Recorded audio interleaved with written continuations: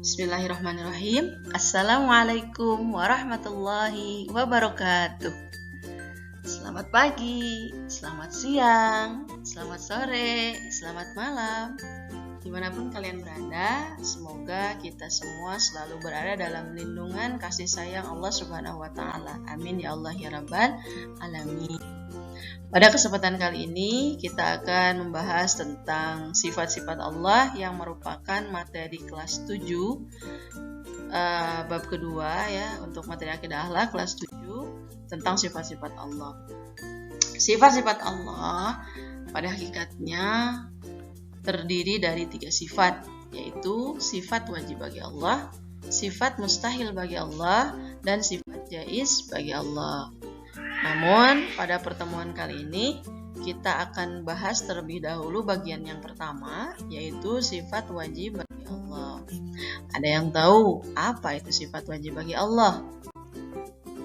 Nah, sifat wajib bagi Allah adalah sifat-sifat yang pasti dimiliki oleh Allah Subhanahu wa Ta'ala, yang sesuai dengan keagungannya sebagai pencipta alam semesta dan seisinya. Berikutnya, ada yang tahu nggak berapa sih jumlah sifat wajib bagi Allah itu? Ya, betul. Sifat wajib bagi Allah ada 20 sifat. Nah, untuk mempermudah kita dalam mengingat, menghafal, dan memahami ke-20 sifat wajib bagi Allah tersebut, kita coba menghafalkannya dengan menggunakan nada ya, dengan menggunakan irama. Simak baik-baik ya, Ibu akan contohkan. Bismillahirrahmanirrahim. Wujud qidam baqa mukhalafatu lil hawanisi qiyamuhu binafsihi wahdaniyat kudrat iradat ilmu hayat sama basar kalam qadiran muridan aliman hayyan samian basiran mutakaliman. Nah, gimana? Mudah kan? Nah, silahkan nanti diulang-ulang lagi ya, sampai paham, sampai hafal. Berikutnya, sifat wajib yang 20 tadi itu dikelompokkan lagi menjadi 4 sifat, yaitu sifat nafsiyah, sifat salbiyah, dan sifat ma'ani juga sifat ma'nawiyah. Yang pertama, sifat nafsiyah. Apa itu sifat nafsiyah? Sifat nafsiyah ialah sifat untuk menegaskan adanya Allah Subhanahu wa Ta'ala. Karena sifat nafsiyah ini berkaitan dengan zat Allah Subhanahu wa Ta'ala, maka sifat nafsiyah ini hanya ada satu, yaitu wujud, artinya ada.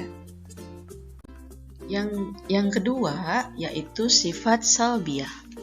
Sifat salbiyah itu adalah sifat yang digunakan untuk meniadakan sesuatu yang tidak layak bagi Allah Subhanahu wa Ta'ala. Sifat salbiyah itu ada 5 sifat. Qidam artinya terdahulu, baqo artinya kekal, mukhalafatul hawadisi artinya berbeda dengan makhluk, qiyamuhu binafsihi artinya berdiri sendiri, dan wahdaniyat artinya esa.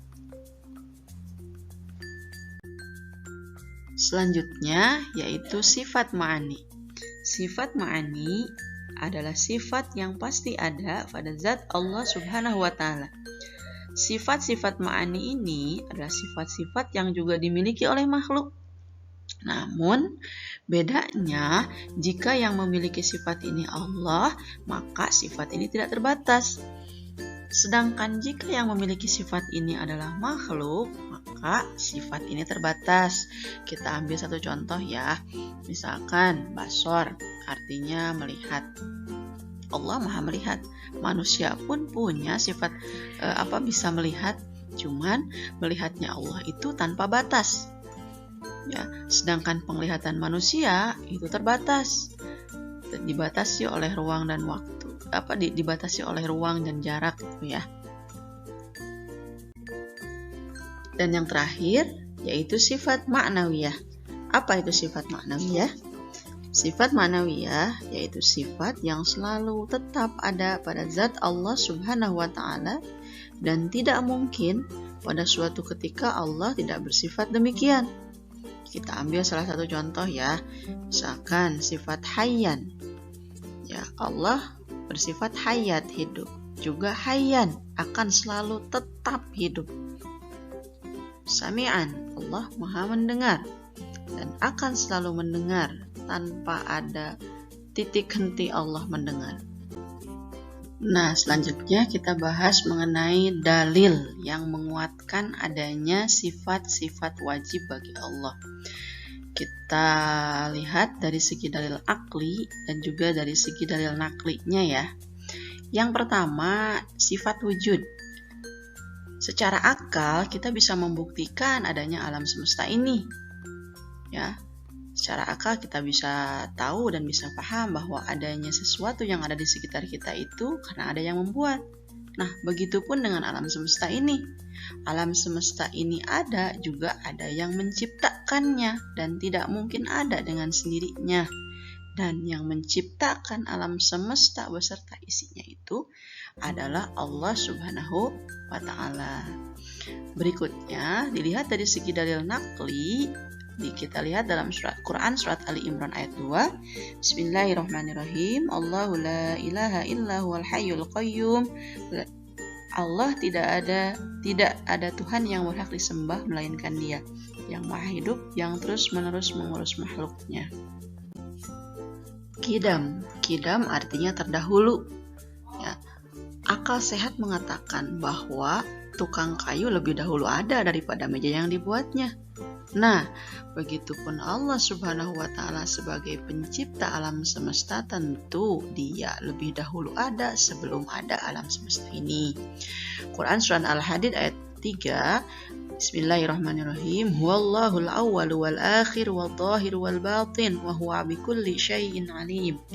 Dialah yang awal dan yang akhir, yang lahir dan yang batin, dan Dia maha mengetahui segala sesuatu.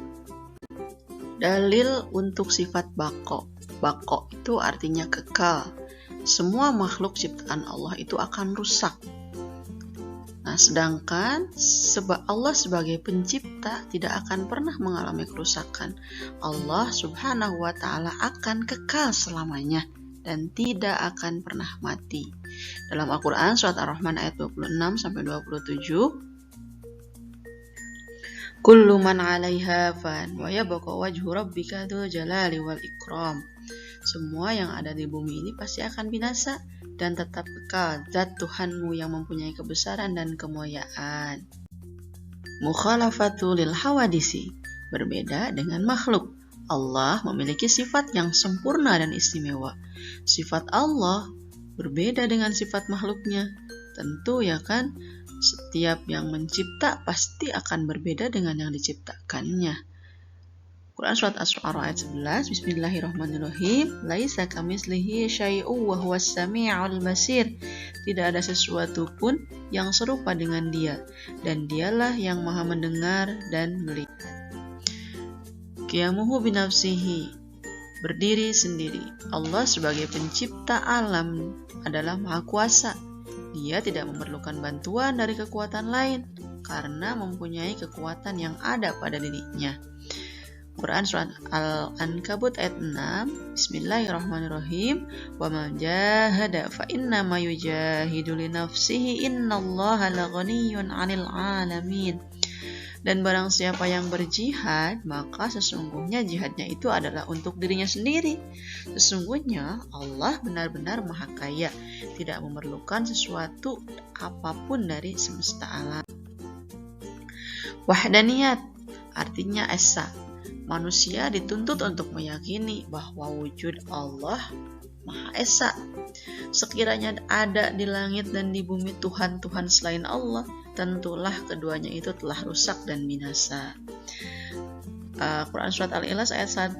Qul huwallahu ahad. Katakanlah dialah Allah yang Maha Esa. Surat Al-Anbiya ayat 22. Lau kana fihi ma alihatun illallahu la fasadata wa subhanallahi rabbil arsy amma yasif. Sekiranya ada di langit dan di bumi Tuhan-Tuhan selain Allah, tentulah keduanya itu telah rusak binasa. Maha suci Allah yang memiliki arasy dari apa yang mereka sifatkan. Qudrat, ya, Allah Maha Kuasa. Manusia dapat berkuasa, tapi kekuasaannya sangat terbatas. Manusia tidak akan dapat mempertahankan dirinya untuk tetap hidup. Kuasa Allah di atas segala-galanya. Surat Al-Baqarah ayat 20. Innallaha ala kulli syai'in qadir. Sesungguhnya Allah berkuasa atas segala sesuatu. Selanjutnya irodah. Irodah itu Allah Maha berkehendak. Manusia mempunyai kehendak, tetapi kehendak manusia kadang tidak terlaksana. Kehendak Allah pasti terlaksana karena Dia Maha Kuasa, Maha berkehendak, Maha Kuasa. Jika Allah berkehendak, tidak ada satupun yang dapat menolak. Mempunyai kemauan dan kehendak sendiri dalam menciptakan alam semesta ini. Allah tidak akan pernah diperintah dan dapat diatur pihak lain. Quran Surat Yasin ayat 82. Bismillahirrahmanirrahim. Innallaha ala kulli syai'in qadir.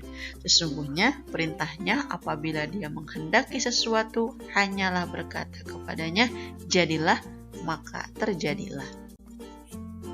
Hayat artinya hidup. Seluruh kehidupan makhluk tunduk kepada Allah. Dia yang mengatur semuanya. Semua kehidupan makhluk Allah yang mengatur. Allah tidak akan mati dan Dia kekal selamanya. Allahu la ilaha illa huwal hayyul qayyum. Allah tidak ada Tuhan yang berhak disembah melainkan Dia yang hidup kekal lagi terus-menerus mengurus makhluk. Berikutnya sama. Tidak ada suatu yang tidak didengar oleh Allah. Walaupun jumlah suara manusia ratusan juta, semua akan didengar oleh Allah Subhanahu wa Ta'ala.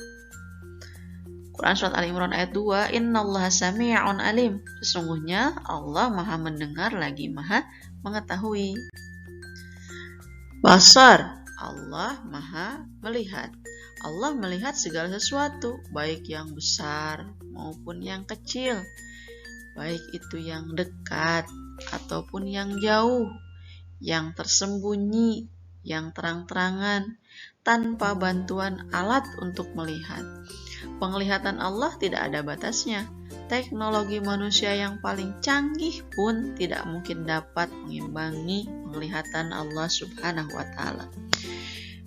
Innahu huwas sami'ul basir. Sesungguhnya Dia adalah Maha mendengar lagi Maha melihat. Kalam, Maha berfirman, Maha berkata. Firman Allah tanpa suara dan kata-kata. Tidak sama seperti perkataan manusia yang terdiri dari suara dan susunan kosakata. Wa kallamallahu Musa taklima. Dan Allah telah berbicara kepada Musa dengan langsung. Nah, mungkin itu saja pembahasan kita untuk materi sifat-sifat wajib bagi Allah. Ya, kalau kita simpulkan bahwa sifat-sifat Allah itu terbagi ke dalam 3 sifat: sifat wajib, sifat mustahil, dan sifat jaiz. Kemudian sifat wajib bagi Allah ada 20 sifat, yang 20 itu dibagi ke dalam 4 kelompok sifat: sifat nafsiyah, sifat salbiyah, sifat ma'ani, dan sifat ma'nawiyah. Mungkin itu aja ya, materinya bisa diulang-ulang lagi, difahami lagi. Kita cukupkan sampai di sini. Kita bacakan kalimat hamdalah sama-sama. Alhamdulillahirabbil alamin. Sekian dan terima kasih. Wassalamualaikum warahmatullahi wabarakatuh.